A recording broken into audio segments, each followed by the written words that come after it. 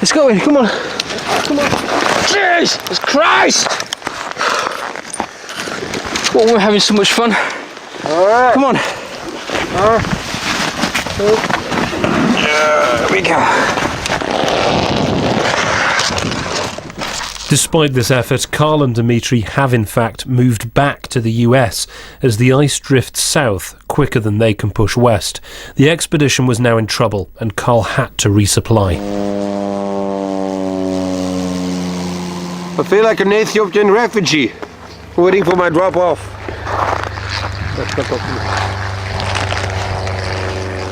No, don't drop Here we go. Water! Nice and low.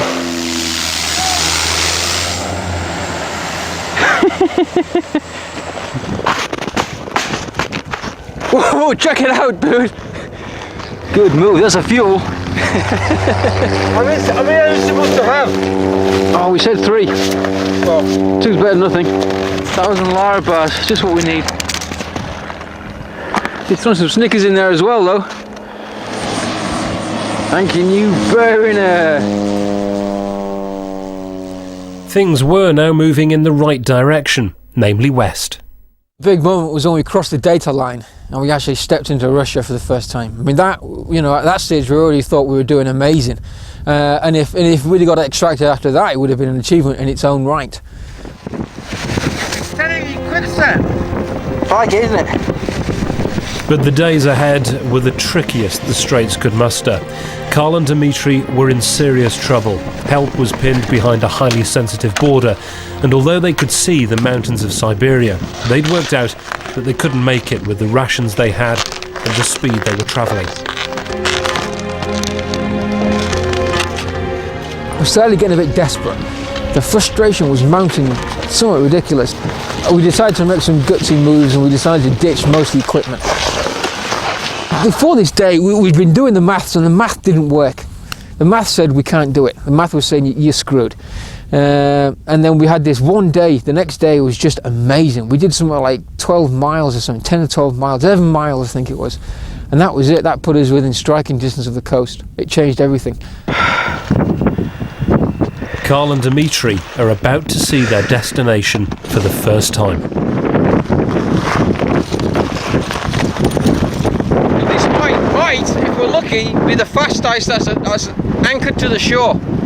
And if that's the case, our prospects of success have just rocketed. I can't believe I can see the town. I can't believe I can actually see it now. You see it? Oh, over there? Yeah. Jesus. Ah. Dobry den! Oh, we better learn our Russian now. Unbelievable. Where is our new home, the local jail? That was a moment. This is it. You know what? We can't fail right now. We cannot fail. We can see the Russian, we can see the village. It's a done deal. We got it. Later that evening, two men with no previous experience of Arctic exploration would walk into the history books. They had travelled 150 miles for a journey that's 57 in a straight line. All this with no backup. The odds and the ice were stacked against them, yet on the 31st of March 2006, Karl Bushby and Dmitry Kiefer became the first explorers to walk from America to Russia. Tell me about that moment when you first walked into the village. I assume it was very bizarre. It was surreal. It was really weird. It was everything you'd heard Russia had been. Everyone was wearing drab, brown, grey clothing. It was bread day. They have a bread day in the village where this is the day in the week when they make the bread and everybody goes out and collects bread and they're all just kind of shuffling around with these shopping bags full of bread. We walked in and they just walked right past us and took a look at us and didn't say a word and just kind of moseyed on by as if it was an everyday occurrence, and it was just surreal. And for us it was really, really weird. I don't know, it was just that day you dreamed about, but you really didn't think you'd actually get there to be walking into Llewellyn, of all places. But yeah, quite a moment for us. And then things took a little bit of an unexpected turn. And then it all went to rash.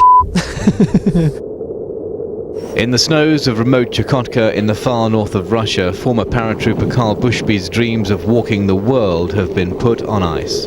Karl and Dmitry were making headline news around the world. The Russian security forces had been mobilized to defend the country against what some saw as an invasion by two Western spies. They hadn't arrived through an official entry point, and Karl was carrying GPS equipment and a gun, both of which need special permission in this part of Siberia. Karl and Dmitry were arrested and put on trial. For us, it wasn't a big deal. For me, you know, I mean, we'd crossed the Bering Strait on foot. We thought that we had got a warmer reception than we did. We were wrong. The guys were deported back to Alaska, but the authorities eventually cleared Karl to continue his walk across Russia and back into Yorkshire. I mean, yeah, right, you got over the straits, but what you got coming is by no means easy. We got 1,500 miles of pretty pristine Arctic tundra, and it's going to be vicious. I reckon this is going to be the most demanding section yet.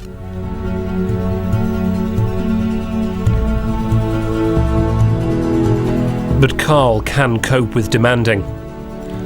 He's proved that over the last 17,000 miles. He proved that when he walked across the Bering Straits.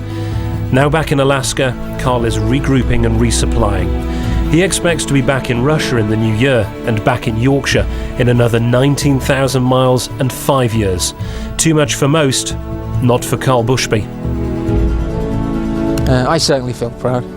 I know Dmitry does. To make it across the Bering Straits on foot was a big deal. It kicks ass. It's a nasty place to be. So the more people tell you you can't do it, it makes the victory all the better. And you can see more pictures of Karl Bushby's journey across the ice on our websites.